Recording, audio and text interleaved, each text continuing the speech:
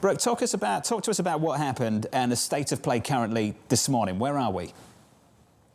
I think we're a little bit in limbo here. To your point, the Canadian government did step in and is trying to force these railroads and their workers to get back to work. Now, there's a bit of a process here, and we're kind of in limbo until that process resolves itself. But I think the reason why you saw them acting with such urgency is, to your point, to shut down both railroads in Canada at the same time would have massive ripple effects, not just for the Canadian economy, but also for the U.S. It is not all that rare, actually, that the Canadian railroads would have work stoppages for labor disputes, but it is extremely unusual to see both of them shut down at the same time. So historically, shippers have been able to sort of play one off of the other, and now you really do not have that option. And I do have to think that maybe there was some inspiration from what happened with the UAW targeting all of the big three Detroit automakers at the same time to be able to really force their hand to get the benefits and the wage increases that they were looking for. Brooke, I'm pleased you brought up UAW. On this side of the border,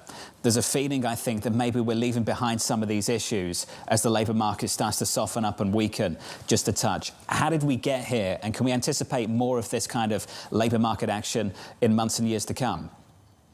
I think it would be a mistake to think that we're moving beyond from the power that labor has shown it's willing to use. To your point, we have seen some uptick in unemployment, a little bit of an easing in the labor shortage that the manufacturing industry in particular was complaining about. But I mean, I think when you look at just the impact that shutting down Canada's two biggest railroads would have, that just shows you that the employees that man the supply chain have a lot of power, and they are very willing to use it. You just had the UAW president, Shawn Fain, speaking at the Democratic National Convention, using that opportunity to pressure Stellantis over commitments to a plant that they had committed to keep open as part of those union negotiations.